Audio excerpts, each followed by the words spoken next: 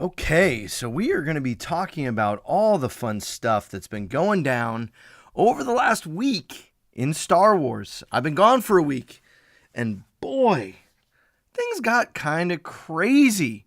We've got death threats being thrown around, we've got diss tracks being released, we've got the canon of Star Wars being changed or not changed. I mean, there is quite literally a ton of things to talk about. So let's hop in. Let's start right off the beginning with the thing that we're not going to actually react to the video or the song on Instagram by Amanda Stenberg because, I don't know, I don't want to get copyright strikes as she's been handing out apparently. But we're going to take a look at this article here because it outlines what we're talking about. If you're not sure what's going on, it says, this is from the Hollywood Reporter, the Acolyte star Amanda Stenberg releases a song responding to fan backlash. The Star Wars star posted an original music video in her reaction to haters flooding me with intolerable racism. It's a big claim that she's making here, that she's being flooded with intolerable racism. So, what is this song about? What is it? It's made, she says it took her 72 hours. This was her post. Happy Juneteenth, and to those who are flooding me with intolerable racism, since it took me 72 hours on my laptop to make this song and video, you got 72 hours to respond, and I expect choreo. That's choreography.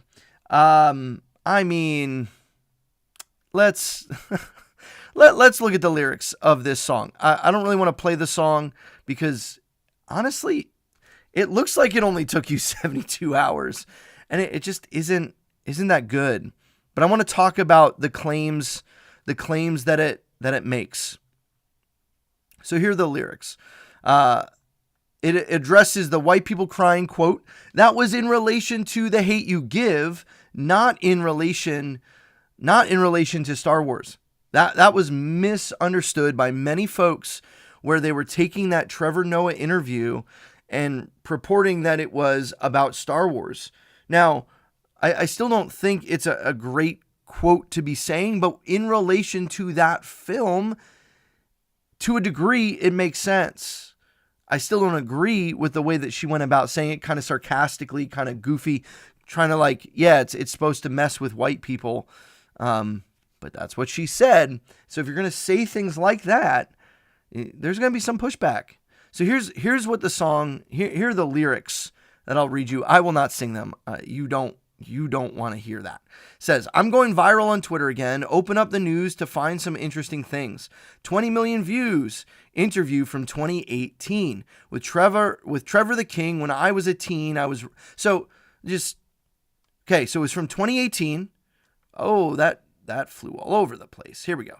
It was from 2018, 20 million views. So it's blowing up. Why? Because people are searching her name, and people are finding these things. You hop into Star Wars, you're gonna kind of be put under the spotlight a little bit. It's just what happens. And this interview was with Trevor Noah, and just because she says she was a teen, does that mean she's referencing this idea of, I didn't know any better, you're holding it against me, I maybe shouldn't have said it that way? I don't think she's saying that, but I mean, just because you're a teenager, that's still what you said.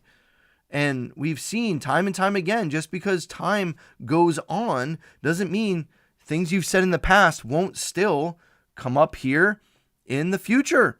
I don't know. Let me know what you think in the comments below. If you're hopping live, we're trying something new. We're here in your shorts feed. If you haven't seen the channel before, this is Force Fandom. We talk about all things Star Wars related.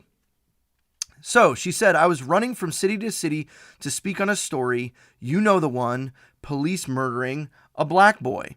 My people cried in theaters finding release. White people cried they could see us as human beings. Trevor asked what I want the people to know. I say white people crying was the goal. If they could take one thing, what would it be? I say empathy. Oh, that's what they mad at me?" So hold on. You want empathy, You're saying if that they take that one thing, I saw The Hate U Give. I thought it was well done, well made. It definitely made me think. But again, when you start categorizing things this way, you're saying, I say white people crying was the goal. If they could take one thing, what would it be? I say empathy. But the way that you said it in the video didn't come off serious. It came off kind of joking, like it was funny, like it was going to be this intentional jab at white people. You could have said it a lot differently. If you really wanted empathy, you don't make fun of the people or put down the people you're seeking empathy from. You say, I really hope this makes people think differently and maybe even empathize with this story and what many have said is their experience here in America. Like, okay, I'll listen to that. They splice lines, make hate they recognize, make it look like the same propaganda they spew, because they conflate our pain with violence and try to weaponize everything that we do. The desperation of oppressors is rising, and now they holding on to any of the thing they can use. If you rely upon misinformation, that tells me you're afraid of the truth. Of this sentence, I actually agree with. If you do rely on misinformation instead of looking for the truth, and we're gonna talk about that when we get to some of our other topics, but if you rely on misinformation, I agree, you are afraid of the truth. However, misinformation and mischaracterizing what is said are two different things. Everyone looks at things through their lens, through their perspective, and that's what Amanda is doing here. She's saying that everyone on the opposing side from her conflate pain with violence and weaponize everything that we do. Well, then is it also valid when people think that, and they look at Acolyte and they think it's a weaponizing of ideas, and it's really actually made to push people away from Star Wars and only allow a specific group who like this identity politics version to like Star Wars?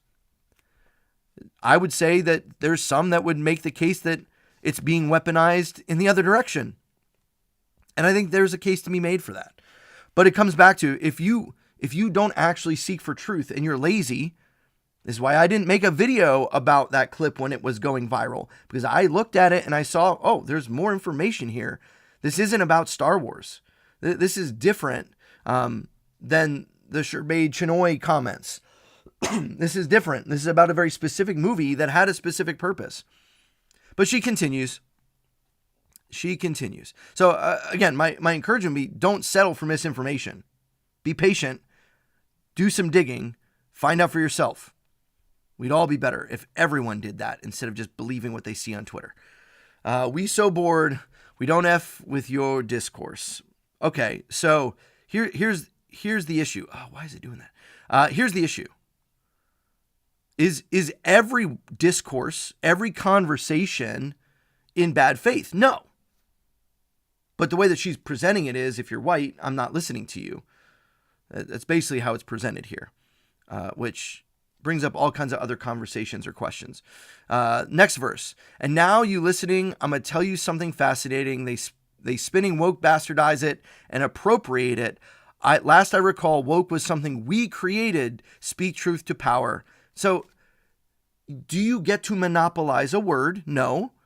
I think people are using woke in the way that you are. They're just saying we disagree with what you believe to be right and proper in media. When we're talking about a series like Acolyte, and some people throw the term woke on Acolyte, call it the wokealite, as I've seen some. I don't think it's appropriating it. It's using it in the same sense that you are. They're just saying it's not a good thing. But maybe I'm wrong in that. Keep an eye out for all you silly racists, and now they use it to describe anything they threatened by. Now, here's a question. Again, maybe you like Acolyte, maybe you don't like Acolyte, maybe you agree with Amandla, maybe you disagree with Amandla. I really want to hear, does anyone actually feel this way? that they are threatened by what's being presented in The Acolyte. I think there's a very different conversation happening here. And she's bringing all of this to the conversation instead of what is maybe actually happening. Or if this is happening, it's not the majority conversation that I've seen. Remember when Gambino put it in the zeitgeist, it was all about the people recognizing bigotry, the power of community, not fodder for your clickbait. Speaking of which, journalists, I'm looking at you. Did you forget it's your job to provide the truth? Spreading divisiveness, mining the metrics and date. Seem you gave up all your ethics for money and views, and I can tell that the people are tired and the kids don't trust anything they view, and we can learn something from their discernment. The future's coming, and it's always the youth. So here's the thought, though, right? Like, she's upset that the journalists are portraying or saying what they say from one perspective. But if it was agreeing with her perspective and ignoring others, she wouldn't have a problem. So really all she's saying is you have to agree with me. You can't push back.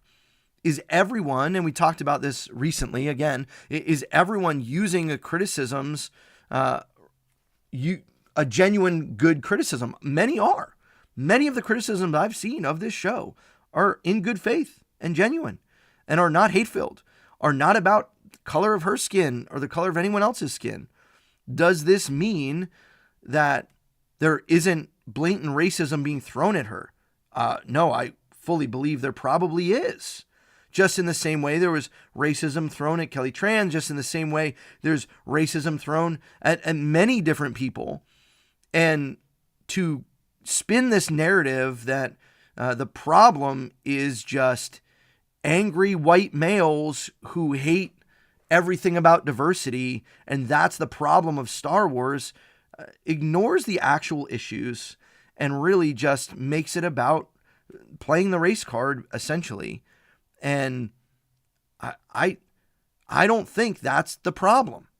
No one had issues when there was a female lead like in Rogue One. No one had issues when there was a minority lead in Mandalorian with Pedro Pascal. I think that people are still reacting to the way that Daisy Ridley was treated. But if Daisy Ridley had been written really well and her character, it wasn't anything against her, if her character had been written really well, instead of pretty much being a Mary Sue, I think people would have had less problem. And in fact, I think they would have had far less problem with the character of Rey if they hadn't crapped on all the other original trilogy characters in that sequel trilogy. I think those things are real. I think that's part of the issue. But to boil this down and just to say it's about race, I think it's an oversimplification.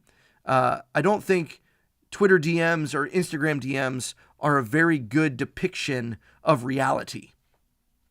I just don't think that's...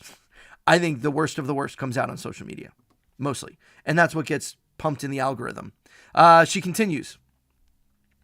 She says, my sis, don't let it go down my spirit, but I'm sick and effing tired of suppressing my rage. 400 years of taking their BS to compartmentalize like my ancestors had to engage.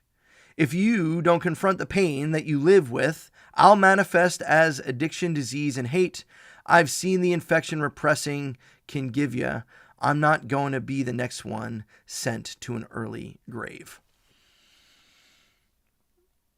I'm going to say this. If you are actually spewing hate at individuals, at fellow human beings, because of the Acolyte show, you have a serious problem.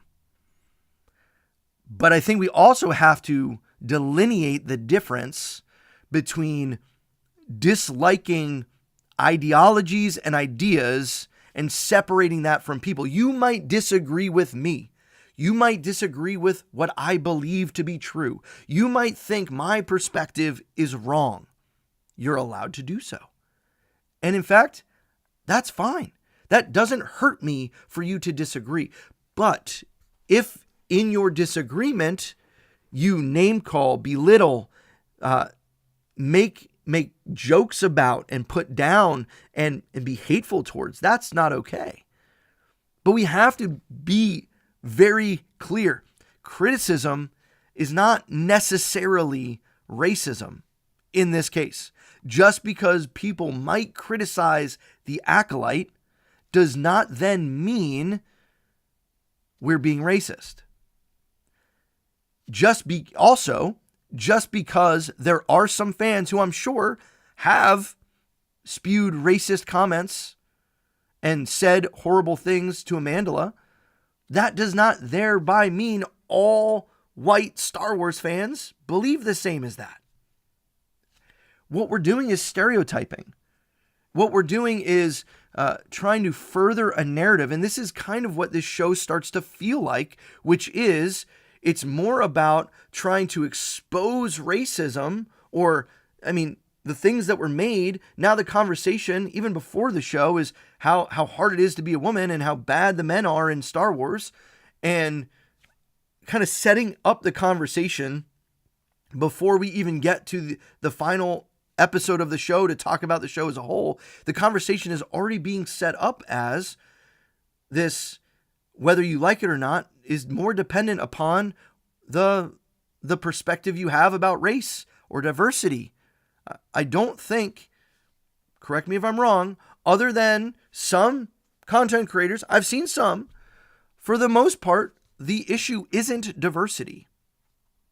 The issue is how you do it. The issue isn't, can we have a bunch of different types of folks from all walks of life, from all races, all genders involved in Star Wars? Or are we as Disney going to pat ourselves on the back and virtue signal and say, how good are we? Look how good we are. This is the most diverse Star Wars ever. Look how good we are. It's not about virtue signaling. I think the virtue signaling is what turns people off.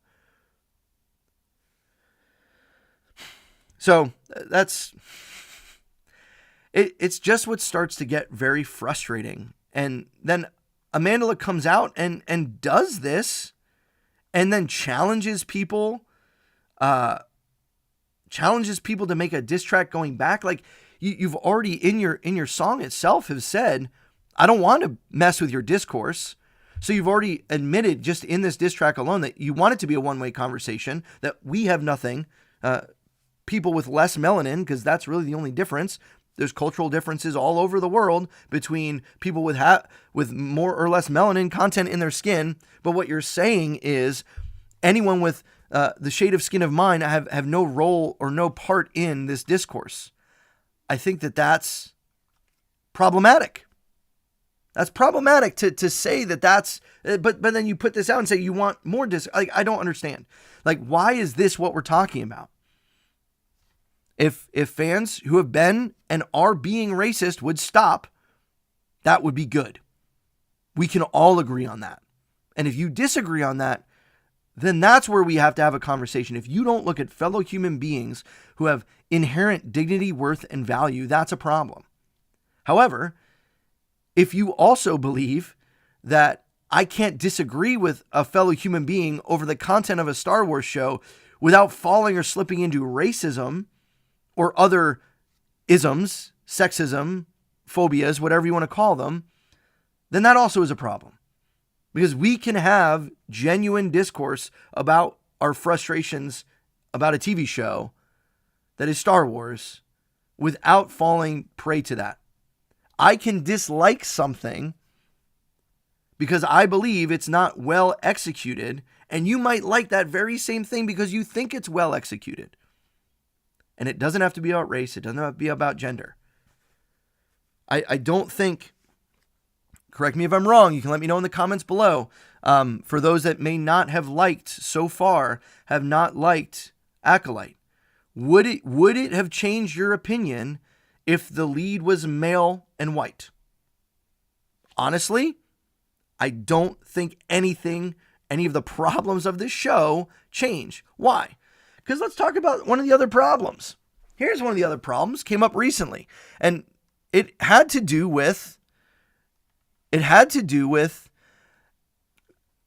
this one case where Ki-Adi-Mundi was showing up in the show 100 years before the prequels And some have been saying, hey, his date of birth, it was not a canon thing. It was a Legends. It was an EU. It was outside of canon. So therefore, Star Wars canon, Disney Star Wars, can do whatever it wants to do and can make his age whatever they want to make. Fine. But I have to ask the question, what makes something part of the canon? Here, if you go to, and this was posted by Nerd Cookies on Twitter, they say if you go to the BTS, that's the behind the scenes, the insider guide for the Phantom Menace, the behind the scenes of the movie, that would be part of what canon. If you're in belief that only what shows up on the screens is canon, that's kind of not true. When we look at what is and isn't canon, we can see that the scripts and the behind the scenes that fill in is part of this. And so here, his age is 60 years. 60 years old. Puts him not alive at the time. Okay? Let's just be clear that this is canon changing. It is. And if you're okay with that, fine. I mean, hey, things can change. But let's not say it's not canon changing. It also says that his special power is insight into the dark side. Interesting. Well, it's kind of gotten a little wild because as Star Wars theory, love him, hate him, disagree. I appreciate some of the things he says. I don't agree with everything he says. But Star Wars theory is now receiving death threats following potential Wikipedia defamation lawsuit over The Acolyte. If you're not sure what happened, on stream after episode 4, they were watching live as Wikipedia was being changed, and they were reacting to that. As a result of that, there were people who, but again, not sent by Star Wars theory, but there were people who then went to the Wikipedia Twitter account or wherever and started making death threats towards them. Like, look, can we just, if you are making death threats at anyone over Star Wars, you have a problem. Both sides. I'm sorry. Again, back to what I just previously said. We should treat human beings like human beings, and we should not wish that they should die, even if we disagree, even if we're frustrated at what they're doing. It's absolutely crazy that we have to say that. But we are so polarized that this is where we're at. And I don't like it. I don't like it. It frustrates me. So, if you're a fan of the Star Wars franchise, you were offline last week, oh boy, did you miss out on a lot. There's some drama brewing in the fandom, and it caused by the recent episode 4 release. As you probably are aware, I've caught up on a bunch of this. The episode and the show had a brief cameo of Ki-Adi-Mundi. Oh, I have to click on the full article? Bah. Let's go look at the full article. I like looking at things in context. So, 1 second. I'll be right back. I got to let the dog in, and then we're going to look at this article. Don't go anywhere. I'll be right back.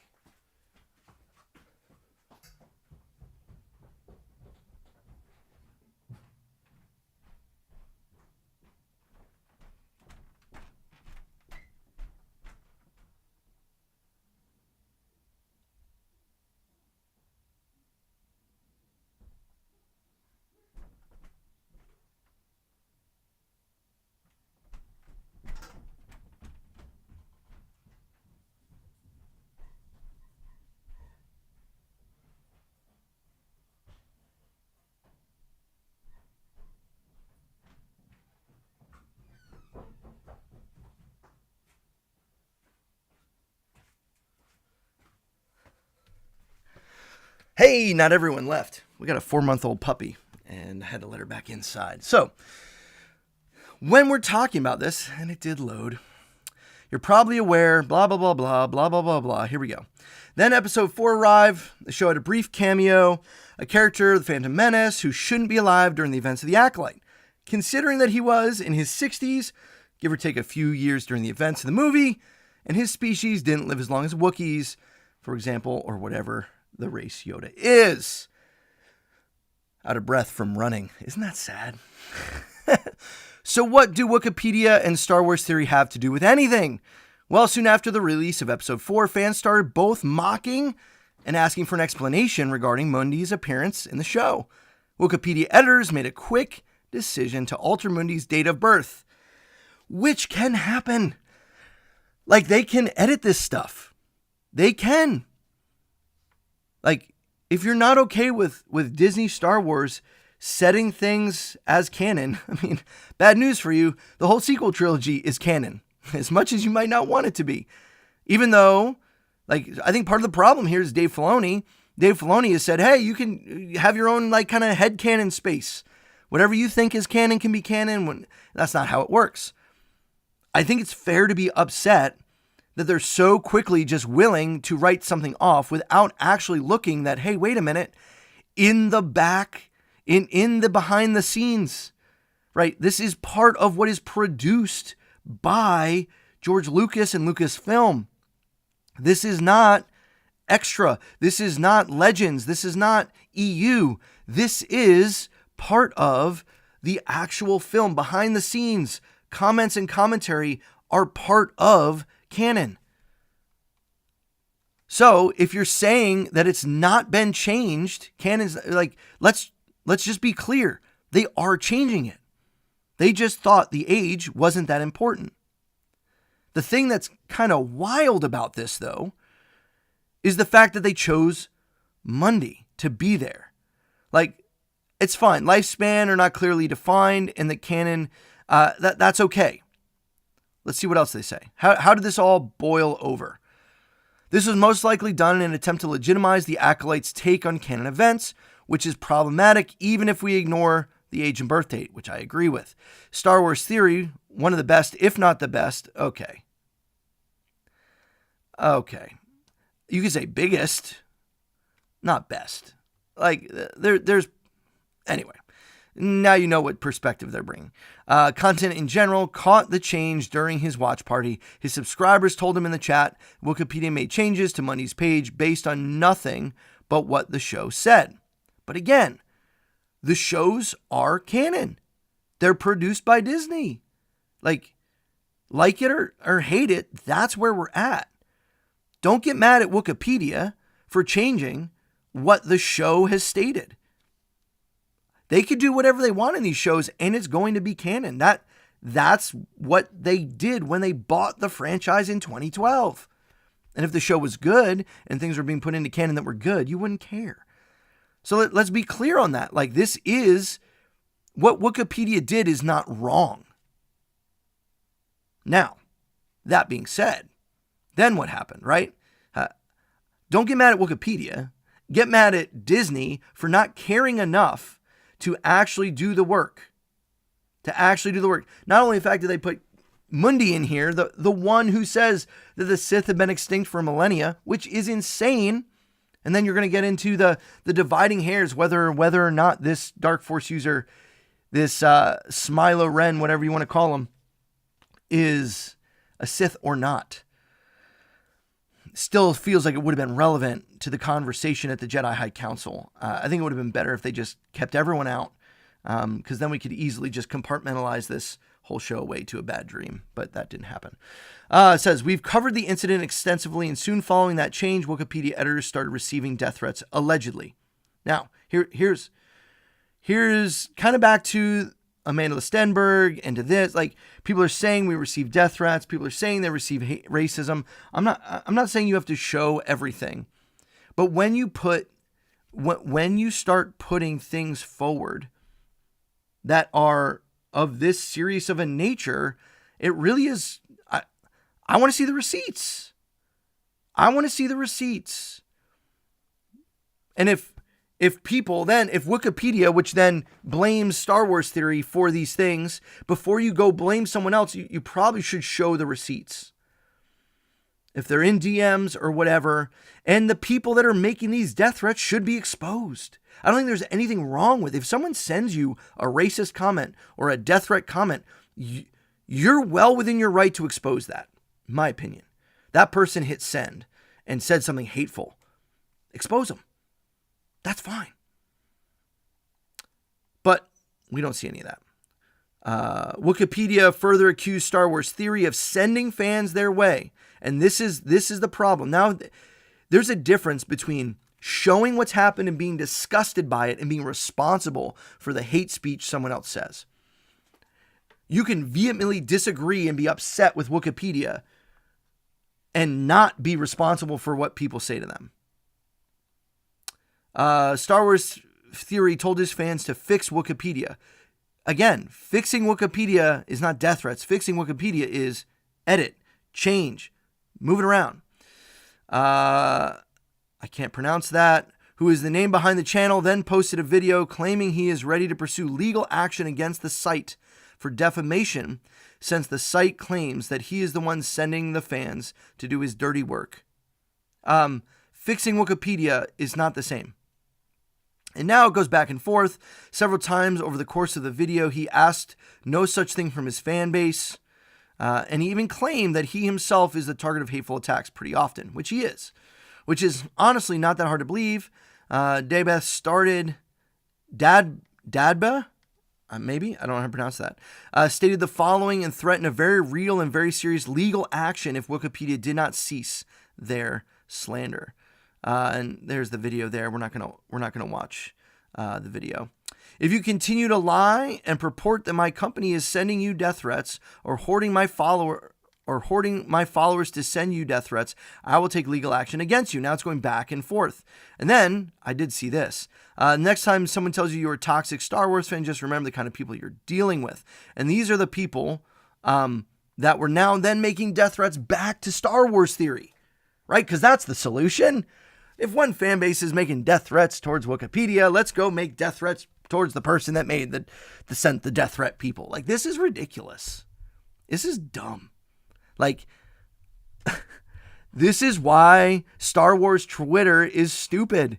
I mean, I'm on there. I have a Twitter. You can follow me at The Force Fandom, but I don't tweet that much because it just is a mess. I mean, there were some people saying that his head should be cut off. He should be paraded through the streets. Absolutely terrible. Terrible. Horrible stuff. Yeah. This is crazy that what we're talking about over the canon of a show, which they changed. They changed canon. Let's be clear. They changed canon. Like I said, if you're just joining us, here it is. Behind the scenes. The behind the scenes manual book that came out regarding the Phantom Menace, which came out a long time ago, talks about his age being 60 years. Not possibly 60 years, 60 years. And his special power, insight into the dark side. So let's just be clear. Canon is being changed. And Leslie Headland, when asked about why she didn't want Yoda to be a part of it, jokingly said, hey, you think they're going to let us use Yoda? Jokingly said it. But then also in that same thing, she said she didn't want to mess with canon. Well, what are you doing? Everything in this show appears to be messing with canon. Messing with the virgin birth conception. To steal language from Christianity, but you know what I mean? Anakin's birth. There's been rumors that Shmi is connected to these witches. Really hope not. You have this whole series conversation with, now, I mean, it's a small thing, the age of a character, but it just shows that you don't care. It just shows that you don't do your homework. What did you think would happen when Star Wars fans who care about original trilogy, prequel trilogy stuff, you're going to change it? What did you think would happen? Here's another one. Another tweet I think is interesting. I think it's points out an interesting little piece of feedback. This destroys their whole narrative. This was by Darth Jared Sith. Write good stories and you will get good feedback. It's not rocket science. Here's House of the Dragon. Female leads.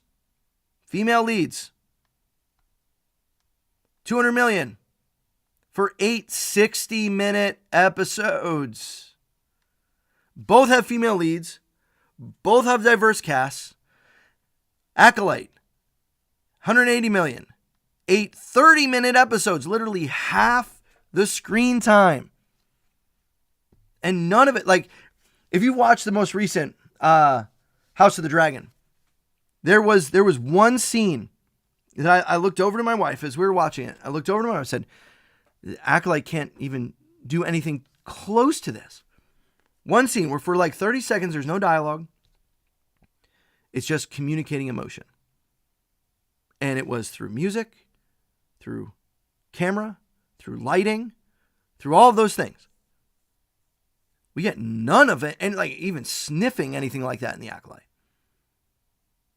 And you felt empathetic. You felt the emotion and the pain and the sorrow.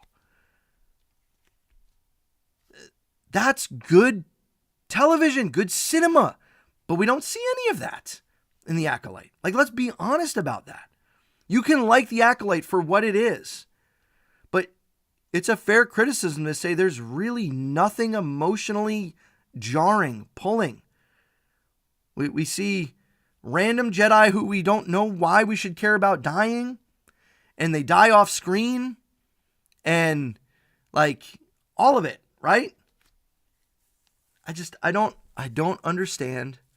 I don't understand how people can say there aren't valid criticisms of this show. There just are.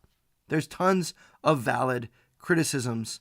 And I think as we look at these things and as we watch The Acolyte tonight, maybe, I don't know, are you watching it? Let me know down in the comments below. Have you given up? Have you given up? Are you still watching? For me, it's like a train wreck, man. I can't look away. What 30 minutes of nothingness am I going to watch tonight? I don't know. I won't be doing any more breakdown videos or anything like that. I'm just going to be reacting to stuff in the fandom. I've got some interesting videos about it coming up. But I appreciate you tuning in. If you would, consider liking and subscribing. If you like content like this, if you like nuanced, actual conversation around Star Wars, where you aren't going to be belittled, I can't even talk, where you won't be put down if you have a different perspective, then this is the channel for you. That's really what I like to do. I'll tell you when I like something, when I don't. And you can disagree with me all you want. That's quite okay. You won't be called anything for it. But that's too nuanced probably for what catches, because what catches on these social media platforms is craziness, is anger and vitriol on all sides. So that's what grows a channel. That's not going to be what we do here. Guys, thanks for being here. I appreciate you. Remember, the Force will be with you.